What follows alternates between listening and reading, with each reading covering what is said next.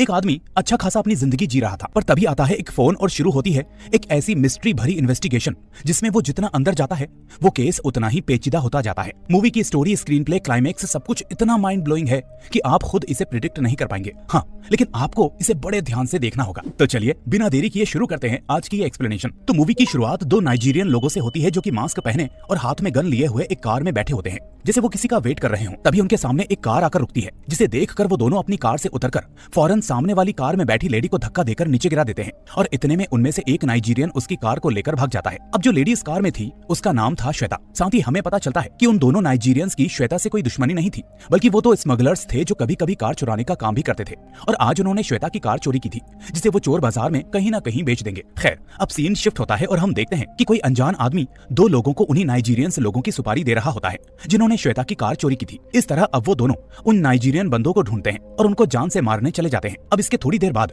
उन दोनों नाइजीरियंस का एक भाई उसी जगह पर आता है और उसकी लाश को देखकर जोर जोर से रोने लगता है और इसी के साथ ये एंडिंग सीन यहीं पर एंड हो जाता है। कहानी अब यहाँ से 2 महीने आगे शिफ्ट होती है, वो भी सैन फ्रांसिस्को में। यहाँ हम ऋषि नाम के बंदे को देखते हैं जो कि असल में एक इन्वेस्टमेंट बैंकर था। उसके दोस्त की बातों से हमें पता चलता है कि ऋषि का 4 साल पहले अपनी गर्लफ्रेंड श्वेता से ब्रेकअप हुआ था, लेकिन इसके बावजूद पिछले 4 सालों में उसने किसी से अपना नया रिश्ता नहीं जोड़ा। पर इस बात से उसके दोस्त को फिक्र है कि क्या ऋषि कभी शादी नहीं करेगा और यही सोचते हुए वो ऋषि के लिए एक डेट प्लान करता है, पर इसका कोई फायदा नहीं होता। ऋषि उस लड़की से मिलता तो है पर आगे रिश्ता बढ़ाने के लिए साफ मना कर देता है और वापस घर आ जाता है। अब कहानी यहाँ से एक नया मोड़ लेती है। 4 साल पहले जिस श्वेता से वो दूर हो चुका था, अचानक उसकी आवाज उसे फोन पर सुनाई देती है। असल में श्वेता ने उसे कुछ वॉइस मैसेजेस भेजे होते हैं जिनमें वो उससे फौरन इंडिया आने की बात कहती है। उसकी आवाज में थोड़ी घबराहट और परेशानी दिखती है, इसलिए ऋषि भी सोचने लग जाता है कि आखिर ऐसा क्या हुआ होगा कि श्वेता को 4 साल बाद उसकी याद आई। वेल, इत्तेफाकन ऋषि को इंडिया अपने एक फैमिली फंक्शन में भी जाना था, इसलिए वो सोचता है कि फंक्शन भी अटेंड कर लेगा और श्वेता से भी मिल लेगा। अब यही सोचकर वो फ्लाइट बुक करता है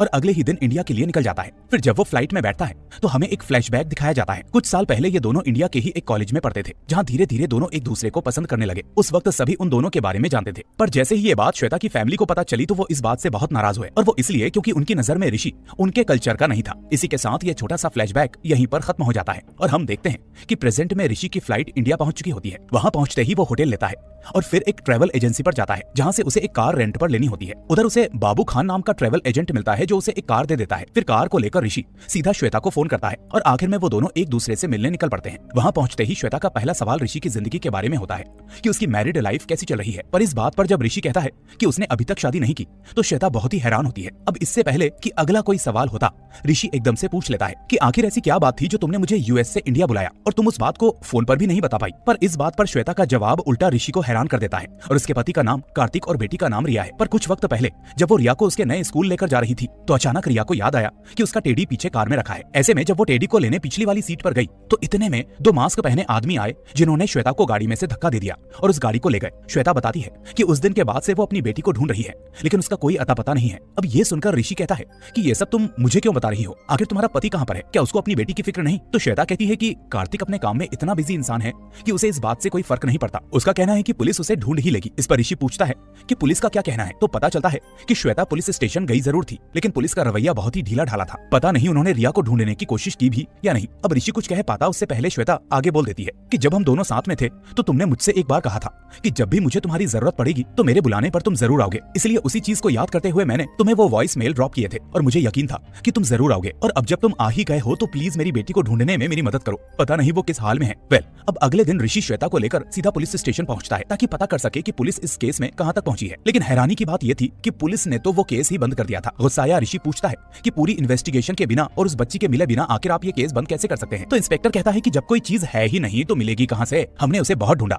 लेकिन इस केस में हमें एक सिंगल लीड तक नहीं मिली। अब तुम ही बताओ कि केस बंद ना करते तो क्या करते? तभी अचानक ऋषि उस फाइल को अपने हाथ में उठा लेता है, पर इंस्पेक्टर ये देखकर उससे वो फाइल छीनते हुए कहता है कि सॉरी मिस्टर, ये केस फाइल ऐसे ही किसी को नहीं दिखाई जाती, और इस तरह वो उन दोनों को वहां से बाहर भेज देता है। अब बाहर जाकर श्वेता कहती है कि देखा तुमने, मेरे साथ पिछले 2 महीनों से यही हो रहा है, कोई मेरी बात सुन ही नहीं रहा। पर ये सब देखकर ऋषि का दिमाग थोड़ा ठनक जाता है कि ऐसा कैसे हो सकता है कि पुलिस को कोई क्लू ना मिले। तभी उसे ख्याल आता है कि कहीं पुलिस भी इस मामले में इन्वॉल्व तो नहीं। यही सोचते हुए वो पहले श्वेता से रिया की एक फोटो मांगता है, जिस पर श्वेता उसे वो फोटो दे देती है। इसके बाद ऋषि फौरन अपने दोस्त को यूएस में कॉल करता है और उसे पूरी बात बताता है कि यहाँ इंडिया में क्या चल रहा है। सारी बातें सुनने के बाद उसका दोस्त कहता है कि भाई वो इंडिया है, वहाँ सब कुछ ऐसे ही चलता है। पता नहीं कितने बच्चे डेली किडनैप होते हैं पर किसी को कोई सुध ही नहीं। इसलिए तुम भी इस चक्कर में मत पड़ो और जल्दी से जल्दी वापस आ जाओ। इन सब मामले के चक्कर में अगर तुम्हें कुछ हो गया तो यहाँ पर तुम्हारे माँ बाप का ख्याल कौन रखेगा? इसलिए मेरी मानो तो कल ही निकल आओ। बात तो सही थी। ऋषि को भी पता था कि इंडिया में ऐसे मामले बहुत हैं और जब इतना लंबा वक्त बीत गया हो तो ऐसे केस सॉल्व होना भी बहुत मुश्किल है। इसलिए वो अपने दोस्त की राय पर वापस यूएस जाने का फैसला कर लेता है। हालांकि उसके मन में श्वेता के प्रति हमदर्दी थी, लेकिन इस वक्त उसके माता पिता उसके लिए सबसे ज्यादा जरूरी थे। इस तरह वो अगले दिन बिना श्वेता को बताए एयरपोर्ट के लिए जाने लगता है और जाने से पहले वो बाबू खान को वो रेंटल कार वापस कर देता है। पर इतने में बाबू खान उससे कहता है कि सर मैं आपको एयरपोर्ट ड्रॉप कर दूंगा, आप क्या बेवजह टैक्सी करोगे? तो अब वो दोनों एयरपोर्ट के लिए निकल जाते हैं। लेकिन रास्ते में ऋषि को उदास देखकर बाबू खान पूछता है कि सर क्या बात है, आप परेशान लग रहे हैं। इस पर ऋषि कहता है कि कुछ बात है खान जो मुझे परेशान कर रही है और समझ में नहीं आ रहा कि मुझे क्या करना चाहिए। ये सुनते ही बाबू खान कहता है कि सर ऐसी सिचुएशन में खुद को हमेशा 2 ऑप्शंस देने चाहिए और फिर आखिर में दिल से सोचते हुए किसी एक ऑप्शन को चुन लेना चाहिए। वो फैसला कभी गलत साबित नहीं होता। अब ये बात ऋषि को थोड़ा टच कर जाती है, जो कि असल में यूएस वापस जाने और रिया को ढूंढने के बीच में फैसला नहीं कर पा रहा था। पर आखिर में वो काफी सोचते हुए इंडिया में रुककर रिया को ढूंढने का फैसला करता है और अचानक बाबू खान को कार वापस टर्न करने के लिए कह देता है। इसके बाद ऋषि वापस से श्वेता के पास जाता है और उससे उस स्कूल के बारे में पूछता है जहाँ पर रिया का नया एडमिशन हुआ था। पता मिलते ही वो अकेले उस स्कूल के लिए निकल पड़ता है और वहाँ की प्रिंसिपल से उस किडनैपिंग के बारे में सवाल करने लगता है। पर वो प्रिंसिपल उससे कहती है कि ऐसी कोई किडनैपिंग हमारे स्कूल तो क्या इस इलाके में भी कभी नहीं हुई, और अगर हुई होती तो हमें इस बारे में पता होता। ये सुनकर ऋषि थोड़ा हैरान हो जाता है, लेकिन समझ जाता है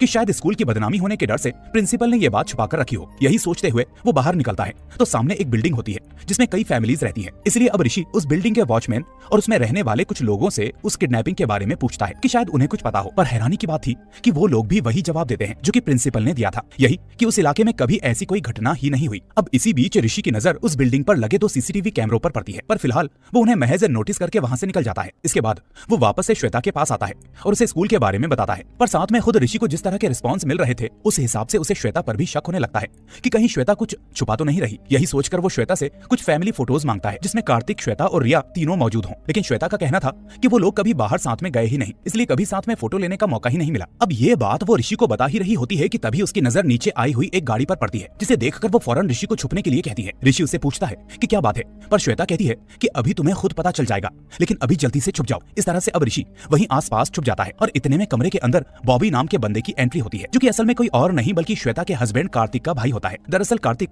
ज्यादातर बाहर विदेश में आता जाता रहता था, इसलिए उसने अपने भाई बॉबी को बोलकर रखा था कि उसके पीछे से वो श्वेता पर नजर बनाए रखे और देखता रहे कि वो क्या कर रही है, साथ ही कहाँ आ जा रही है। यहाँ हम एक बात और नोटिस करते हैं कि ये जो बॉबी है ये काइंड ऑफ नशेड़ी बंदा है, जो कि श्वेता से कुछ न कुछ उल्टा सीधा बोलकर और पूछकर वहां से निकल जाता है। उसके जाते ही ऋषि बाहर आता है, जिसे श्वेता सब कुछ बता देती है कि बॉबी कौन था और क्यों आया था। अब बॉबी के हाव भाव देखकर ऋषि को शक होता है कि कहीं बॉबी ने तो कुछ नहीं किया, इसलिए वो श्वेता से बॉबी का नंबर और एड्रेस ले लेता है। फिर जैसा कि मैंने आप लोगों को शुरू में बताया था कि ऋषि को इंडिया में एक फंक्शन भी अटेंड करना था, तो इस तरह वो अगले दिन उसी फंक्शन में जाता है। अब उसे देखकर उसका एक रिलेटिव उससे पूछता है कि आखिर ऋषि 4 साल पहले अपने कॉलेज को छोड़कर अचानक से यूएस क्यों चला गया था। तभी हम फ्लैशबैक में देख पाते हैं कि जब ऋषि और श्वेता साथ थे तो एक दिन श्वेता के पिता जानबूझकर दोनों के सामने आए और ऋषि से कहा कि वो श्वेता को भूल जाए क्योंकि उसकी शादी को वो फिक्स कर चुके हैं, और ये बात सभी लोग जानते हैं। पर बाद में हम देखते हैं कि श्वेता वापस ऋषि के पास आकर कहती है कि चलो हम दोनों शादी कर लेते हैं, मंदिर में शादी कर लेंगे तो आखिर में पापा को मानना ही पड़ेगा। इस तरह जब वो दोनों मंदिर में आ जाते हैं तो आखिरी मोमेंट पर श्वेता के पास उसके पिता का फोन आता है और फोन पर आवाज सुनकर श्वेता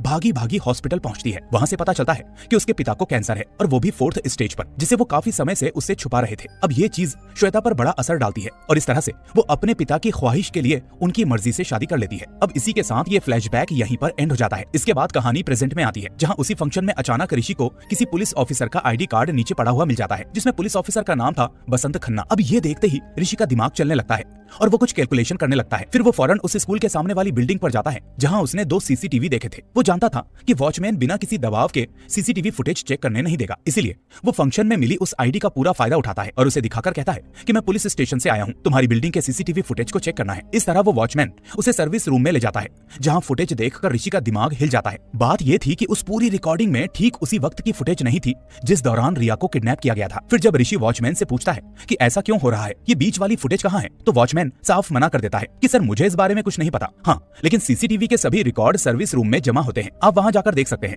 पर ऋषि कहता है कि ये काम भी तुम्हें करना होगा और मुझे वो फुटेज देनी होगी, जिसके बदले मैं तुम्हें अच्छी खासी रकम दूंगा। और इस तरह ये कहकर ऋषि वहां से निकल जाता है, जबकि वॉचमैन इस डील को मान जाता है। पर तभी ऋषि के दिमाग में पता नहीं क्या आता है, वो एकदम से वॉचमैन से किडनैपिंग वाले दिन से ठीक एक दिन पहले की सीसीटीवी फुटेज दिखाने को कहता है। ऐसा वो इसलिए करता है ताकि समझ सके कि क्या किडनैपिंग से पहले कोई उस एरिया में था जो रिया या श्वेता पर नजर रख रहा हो। इस तरह जब ऋषि उस दिन की नॉर्मल फुटेज चेक करता है तो उसमें उसे बॉबी दिखाई देता है। अब बॉबी को देखकर ऋषि को थोड़ा शक होने लगता है, इसलिए वो फौरन बॉबी के पीछे लग जाता है। वो जहां जाता है उसका पीछा करता है और समझने की कोशिश करता है कि आखिर ये बॉबी करता क्या है। अब इसी बीच वो नोटिस करता है कि बॉबी के साथ एक नाइजीरियन बंदा भी है जो कि उसके साथ ही बना रहता है। हालांकि ऋषि तो उसे नहीं जानता था, लेकिन हम देखकर समझ जाते हैं कि वो वही बंदा है जिसके भाइयों को शुरू में मार दिया गया था। फिर थोड़ी देर पीछा करने के बाद वो देखता है कि बॉबी और वो नाइजीरियन दोनों अलग अलग जगह के लिए निकल गए हैं। तो अब ऋषि उस नाइजीरियन को फॉलो करने लगता है और आगे जाकर देखता है कि वो बंदा किसी दूसरे आदमी से कुछ लेन देन कर रहा है। ध्यान से देखने पर ऋषि के होश उड़ जाते हैं, क्योंकि वो आदमी कोई और नहीं बल्कि बाबू खान था। जी हाँ, वही रेंटल कार वाला बाबू खान। अब इससे पहले कि वो कुछ समझ पाता,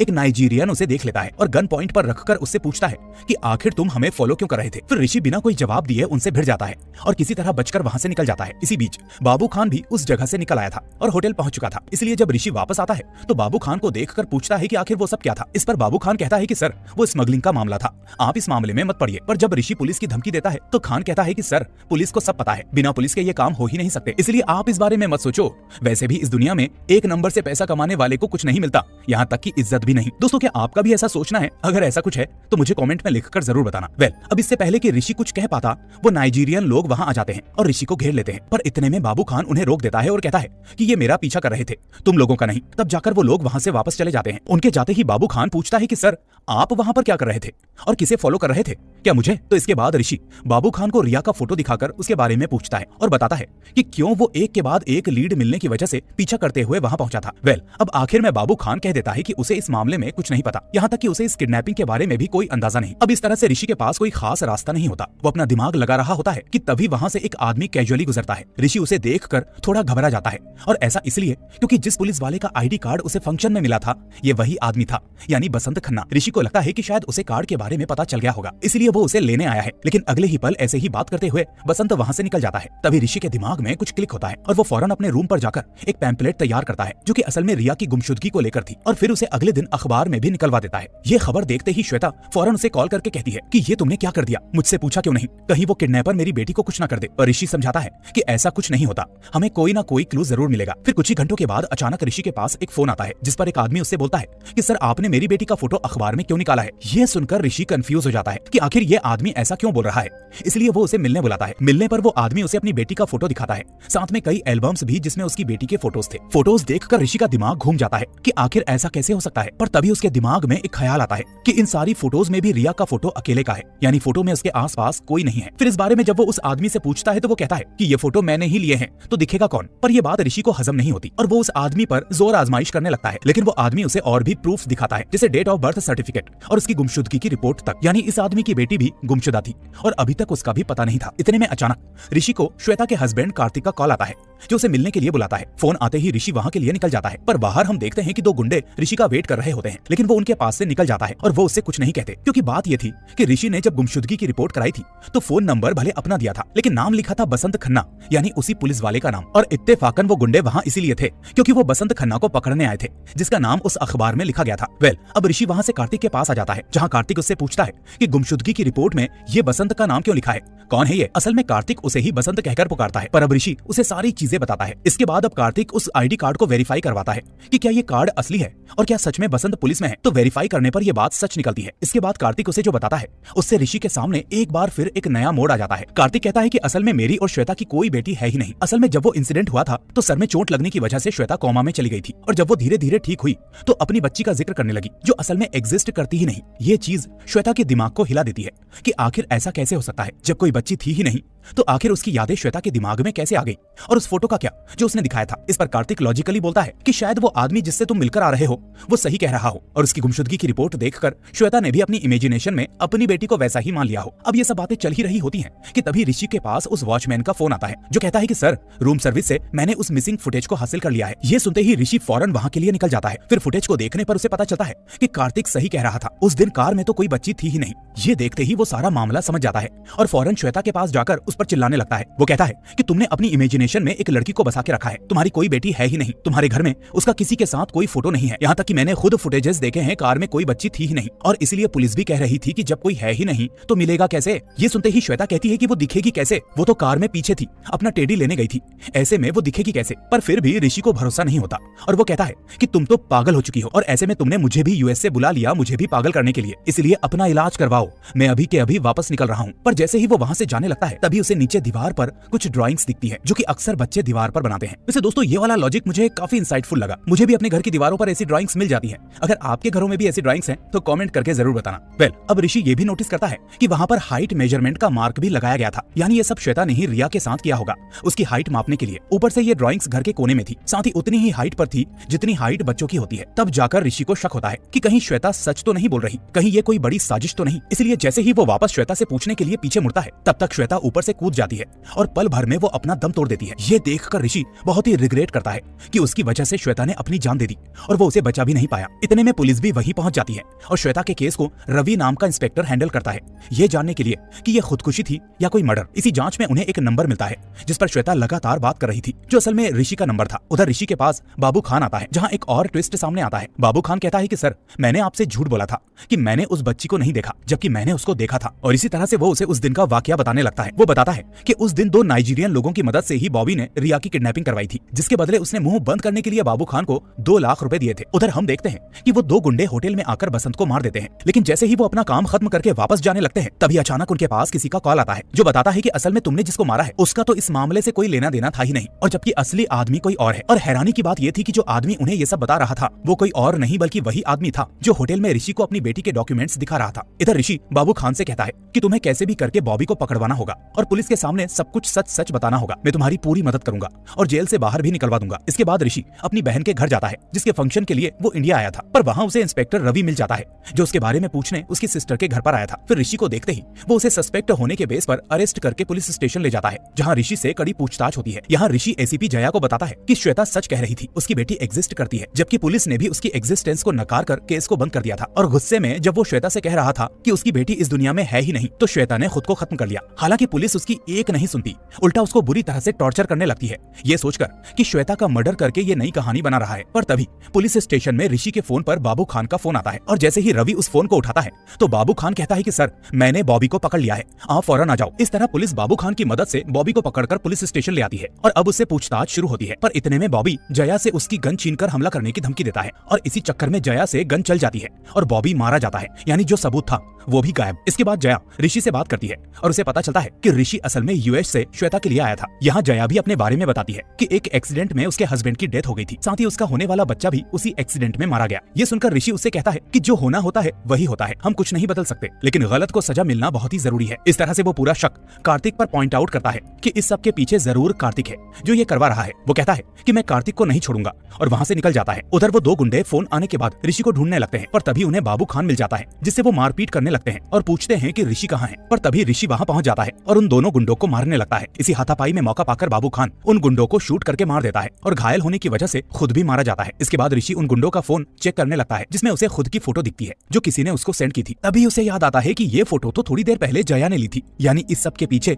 जया है। इस तरह अब वो जया के घर जाता है और रास्ते में इंस्पेक्टर रवि को कॉल करता रहता है, पर वो कॉल पिक नहीं करता। वहीं जब वो जया के घर पहुंचता है तो वो वहाँ पर नहीं होती। फिर सर्वेंट से पूछने पर पता चलता है कि जया अपने फार्म हाउस पर है। इसके बाद वो फार्म हाउस पहुंचता है जहाँ उसे वही होटल वाला आदमी मिलता है जो रिया को अपनी बेटी बता रहा था। वो उसे देखकर भाग जाता है, जिसके बाद ऋषि जया के सामने पहुंचता है और सामने का सीन देखकर वो अपनी आंखों पर भरोसा नहीं कर पाता। वो देखता है कि रिया असल में इस वक्त जया के पास है और वो उसका ख्याल रख रही है। फिर पूछने पर जया उसे अब पूरी कहानी बताती है, जिसके बाद सीन फ्लैशबैक में चला जाता है। वो बताती है कि असल में कार्तिक रिया को मारना चाहता था, जिसके लिए उसने उसे किडनैप करवाया था। पर जब पुलिस रिया की तलाश कर रही थी तो उस वक्त जया ही वो केस देख रही थी और उसे रिया मिल भी गई थी। पर उस वक्त हुआ ये कि जया ने अपना बच्चा खोया था, साथ ही अपने पति को भी। ऊपर से उसने अपने होने वाले बच्चे का नाम भी रिया सोचा था, इसलिए रिया को देखकर उसने सोचा कि उसे उसकी बेटी मिल गई। इसी के चलते फिर उसने कार्तिक से एक डील की कि कार्तिक धीरे धीरे अपने पूरे सर्कल में यही बोलेगा कि उसकी कोई बेटी है ही नहीं और जहाँ वो रहता है वहाँ से अपनी लोकेशन चेंज भी कर लेगा ताकि लोग उसकी बेटी को देख ना पाए। जबकि दूसरी तरफ जया रिया की पुरानी आइडेंटिटी को पूरी तरह से खत्म कर देगी और उसे अपनी बेटी की तरह पालेगी। अब इसकी वजह से धीरे धीरे जया ने एक एक करके उन सभी लोगों को मार दिया जो कहीं ना कहीं रिया की किडनैपिंग में शामिल थे, यानी वो दोनों नाइजीरियन लोग, फिर बॉबी और बाकी के लोग भी। अब प्रेजेंट में जया ये सब बताते हुए हर एक बात के बाद में ऋषि को गोली मारते जा रही रही थी और उसे घायल कर रही थी, क्योंकि अब ऋषि ही था जो आखिरी आदमी था जिसे इस बारे में पता चल चुका है। लेकिन यहाँ एक सवाल ऋषि के दिमाग में अब भी घर किए हुए था कि आखिर कार्तिक अपनी ही बेटी को क्यों मारेगा। वो ये सवाल जया से करता है, पर जया उसको कोई जवाब नहीं देती और उल्टा उसको शूट करने ही वाली होती है कि इतने में रवि आकर जया को शूट कर देता है और उसकी वहीं पर मौत हो जाती है। असल में थोड़ी देर पहले ऋषि ने रवि को फोन किया था और इस बार फोन पिक होते ही उसने उसे ऐसे ही छोड़ दिया था ताकि रवि सभी बातें सुन सके। खैर, अब कार्तिक को पकड़ा जाता है और पुलिस स्टेशन लाया जाता है, पर एक सवाल अभी भी बरकरार था कि आखिर कार्तिक ने अपनी ही बेटी रिया को मारना क्यों चाहा। फिर इस बारे में जब कार्तिक से सवाल होता है तब जाकर एक बहुत बड़ा राज खुलता है। और सच में दोस्तों, ये चीज पूरी मूवी में कोई भी प्रिडिक्ट नहीं कर सकता था। कार्तिक बताता है कि कुछ महीने पहले जब वो और श्वेता डॉक्टर के पास दूसरे बेबी की प्लानिंग के लिए गए थे तो वहाँ डॉक्टर ने बताया था कि कार्तिक की रिपोर्ट्स में कुछ गड़बड़ है। इस पर कार्तिक ने कहा कि ये इम्पॉसिबल है क्योंकि उसकी तो पहले से एक बेटी है, पर डॉक्टर ने बताया कि ये हो ही नहीं सकता, इसीलिए आप पता करो। इसलिए कार्तिक ने आखिर में अपनी बेटी को मारने का फैसला किया। अब ये बातें पास बैठा ऋषि भी सुन रहा होता है और ये सब सुनते ही उसके दिमाग में कुछ क्लिक होता है। 4 साल पहले जब वो यूएस गया था तो उस वक्त उसके और श्वेता के बीच में एक बार रिलेशन बना था, यानी रिया असल में श्वेता और ऋषि की बेटी थी। ये अंदाजा लगाते ही ऋषि पल भर में समझ जाता है कि क्यों आखिर में श्वेता ने ऋषि को बुलाया था जब वो चारों ओर से हार गई थी। वो समझ जाता है कि क्यों उस दिन श्वेता ने खुद को खत्म कर लिया, क्योंकि वो ये राज तब से छुपाए हुए थी और ऋषि के शब्दों का उसके पास कोई जवाब नहीं था। यानी उसकी नजर में ऋषि अपनी ही बेटी के होने से इनकार कर रहा था, जबकि श्वेता की मजबूरी थी कि वो उसे कुछ नहीं बता सकती थी। अब यही सोचते हुए रोता हुआ ऋषि धीरे धीरे आगे बढ़ता है और रिया को देखने लगता है। इसी को कहते हैं पल भर में, क्षण भर में जिंदगी कैसे करवट लेती है, और यही है इस मूवी का नाम, क्षणम। सच में दोस्तों, क्लाइमेक्स एकदम माइंड ब्लोइंग निकला। उम्मीद है आपको भी ये मूवी पसंद आई होगी। वैसे इस हीरो की एक और मूवी है जो इतनी ही माइंड ब्लोइंग है, आई बटन पर जाकर चेक कर लेना। तो चलिए अब मिलता हूँ अगली वीडियो में। Till then take care and thanks for watching.